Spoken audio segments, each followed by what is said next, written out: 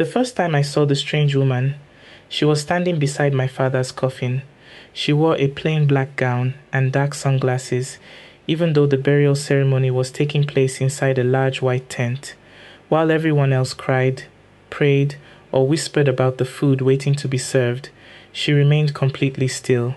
Then she placed one hand on the coffin and said quietly, "You promised you would tell them before you died." I heard her because I was standing only a few steps away.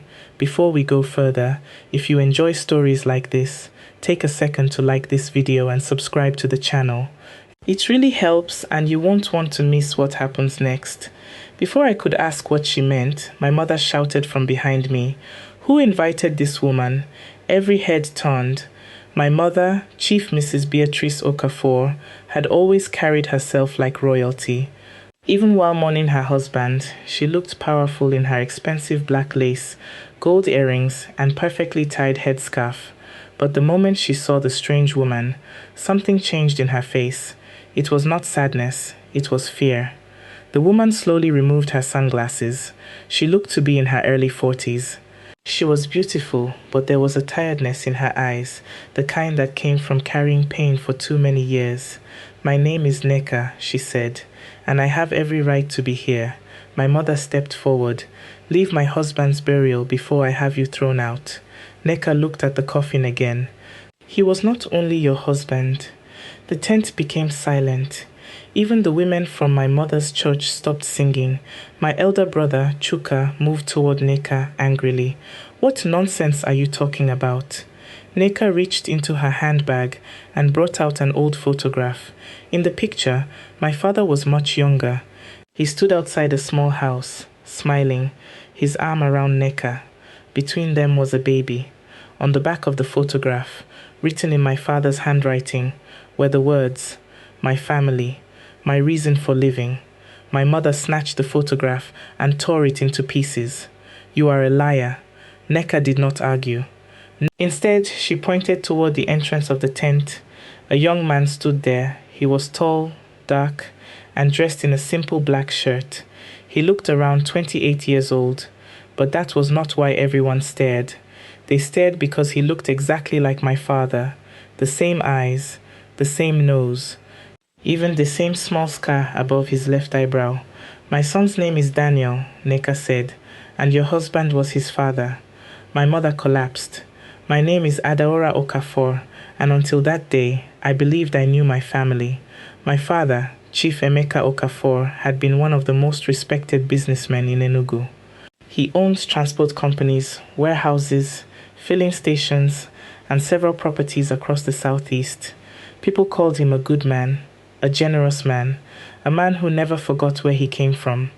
At home, however, he was quiet and distant. He provided everything we needed, but he rarely spoke about his past. Whenever I asked him about his childhood, he would simply say, "Some doors should remain closed." 3 weeks before his burial, my father had died in what the police described as a car accident. His driver claimed that the brakes failed while they were traveling from Nsukka to Enugu. The car fell into a ditch. The driver survived, but my father died before reaching the hospital. We all accepted it as a terrible accident, until Neka appeared. After my mother was taken inside the family house, Chuka ordered the security men to remove Neka and Daniel from the compound. But before they could touch them, our family lawyer, Barrister Eze, stood up. "Nobody should leave," he announced. Chuka glared at him. "This is our father's burial. Stay out of family matters." Barrister Eze adjusted his glasses. "Unfortunately, this is now a legal matter. Your father left specific instructions concerning this woman and her son." He looked directly at Daniel, "including you." My brother's face tightened. My mother, who had been revived inside the house, heard the announcement and began screaming. "There will be no reading of any will today." But my father had planned everything, and for the first time, I began to wonder if he had known he was going to die. The will was read that evening in my father's private study. The room smelled of old books, leather furniture, and the strong perfume my father always wore. My mother sat beside Chuka, gripping her handkerchief. I sat opposite them. Neka and Daniel remained near the door. Barrister Eze opened a sealed envelope. To my wife, Beatrice, he read, I leave the family house in Enugu, my Abuja property, and the sum of 200 million naira. My mother's shoulders relaxed slightly. To my son, Chuka, I leave my transport company and 3 warehouses. Chuka nodded, trying to hide his satisfaction. To my daughter, Adaora, I leave my hotel, my farm in Abakaliki, and my shares in 3 companies. I barely reacted. Something felt wrong. Barrister S paused before reading the final part. To my son, Daniel Nwosu, I leave 51% ownership of Okafor Holdings, including all filling stations and remaining properties. Chuka jumped to his feet. That is impossible. My mother began to shout. This is fake. That boy is not Emeka's son. Barrister Eze raised one hand. There is more. He continued reading. I know this decision will cause anger, but Daniel is my first son. His mother, Neka, was the first woman I married traditionally. My mother froze. I abandoned them because I was young, ambitious, and afraid. When Beatrice's wealthy father offered to help me establish my business, I denied my first family and started another life. Neka lowered her head. My father's confession continued. I spent many years trying to correct my mistakes secretly, but secrecy only created more pain. Daniel deserves the name and position I denied him. Chuka kicked the table. He deserves nothing. Daniel spoke for the first time. I did not come for your money. His voice was calm, but firm. I came because my father sent me a message 2 days before he died. He said his life was in danger. Everyone stopped talking. Daniel brought out his phone. He asked me to meet him in Enugu. He said he had discovered that someone close to him had been stealing from the company. He wanted to expose the person and publicly acknowledge me. Barrister Eze looked shocked. Chief Emeka never told me that. Daniel played the voice recording. My father's voice filled the room. Daniel, I have made too many mistakes, but before this week ends, I will correct them. There are documents hidden inside my study. Do not trust anyone until you find them. If anything happens to me, it was not an accident. My skin turned cold. My mother looked at Chuka.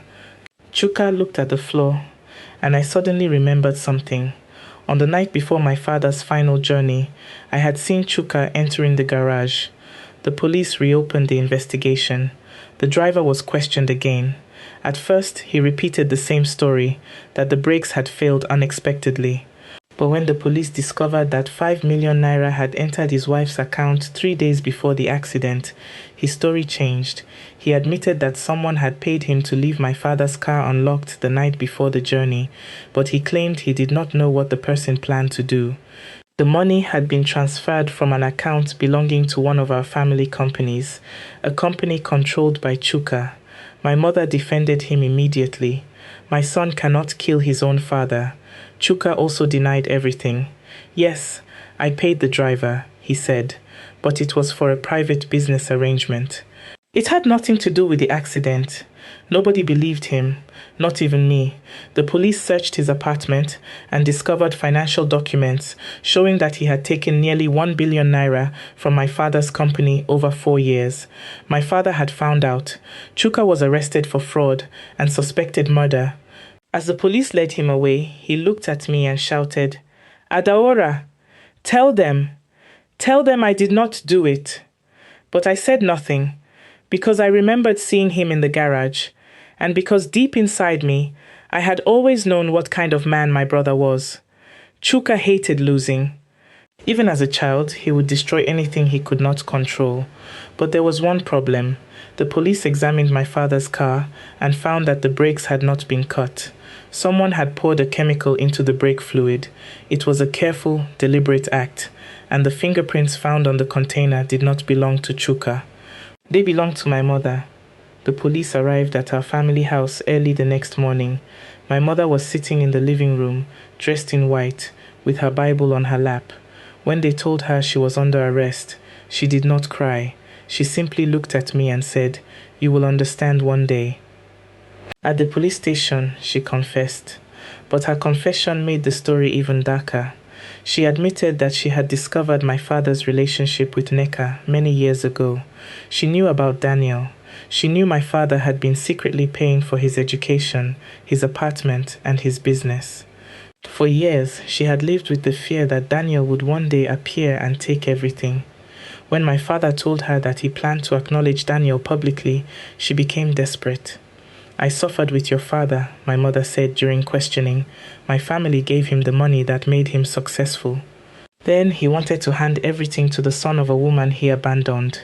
She had entered the garage and damaged the brakes, but she swore she never intended for my father to die. I only wanted to frighten him," she said.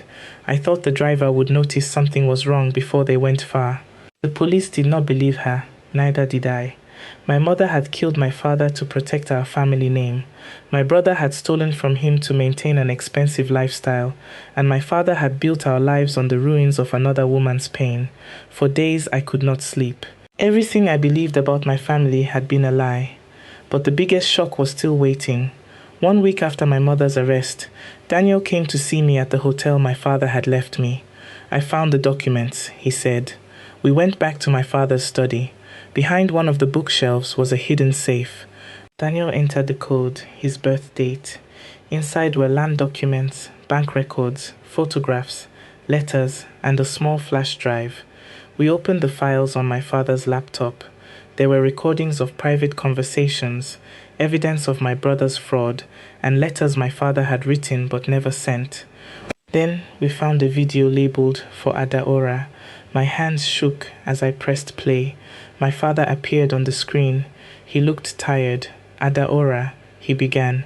"By the time you see this, the truth may already have destroyed our family." I held my breath. "You have always been the strongest of my children. That is why I must tell you something I should have told you many years ago." He paused. "Beatrice is not your biological mother." The room seemed to spin. Daniel turned toward me. My father continued. "After Beatrice and I married, we struggled to have another child. During one of my visits to Neka, she became pregnant again. I covered my mouth. 'No,' I whispered. She gave birth to a baby girl," my father said. "You." I could no longer breathe. "Neka agreed to give you to us because I promised you would have a better life. Beatrice raised you as her own, but she never forgave me for bringing another woman's child into her home." The video ended. For several minutes, neither Daniel nor I spoke. Then the door behind us opened. Neka stood there. Tears filled her eyes. "I wanted to tell you," she said, "but your father made me promise that I would wait." I stared at her. The woman who had appeared at my father's burial was not just his secret first wife. She was my mother. Daniel was not a stranger trying to steal my inheritance. He was my brother, my real brother. Every memory of my childhood suddenly changed. I remembered how my mother, Beatrice, had always been colder toward me than toward Chuka. I remembered how my father watched me whenever he thought I was not looking, as if I reminded him of someone. I remembered the birthday gifts that sometimes arrived without a sender's name. Neka had been watching my life from a distance. She had attended my university graduation. She had secretly visited the hospital when I had surgery. She had kept every newspaper that mentioned my name. "You gave me away," I said, my voice breaking. Neka began to cry. "I was 22. Your father said I could not raise 2 children alone. He promised I would still be part of your life. But after Beatrice's family made him wealthy, he stopped me from coming near you. Why did you not fight?" "I did," she replied, "but powerful people can make a poor woman disappear. I wanted to hate her. I wanted to blame her for every lie. But when I looked into her eyes, I saw years of regret.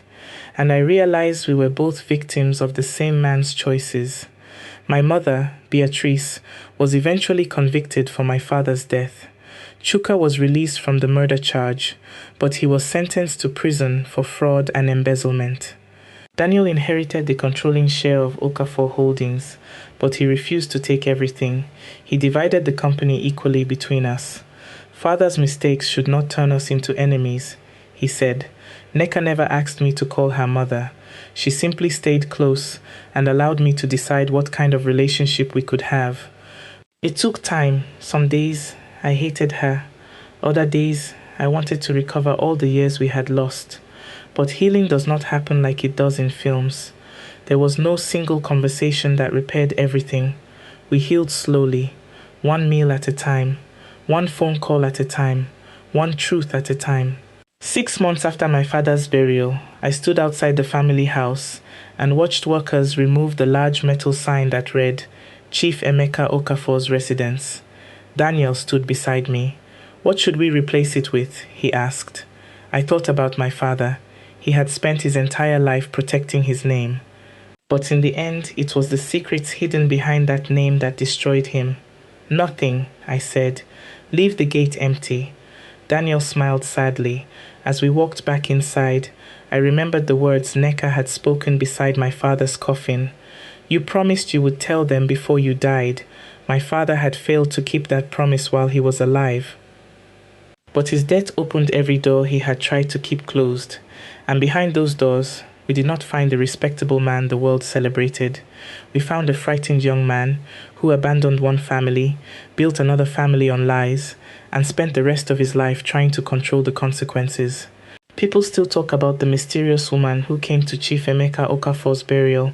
They say she destroyed our family, but they are wrong. Neka did not destroy us. She only arrived carrying the truth.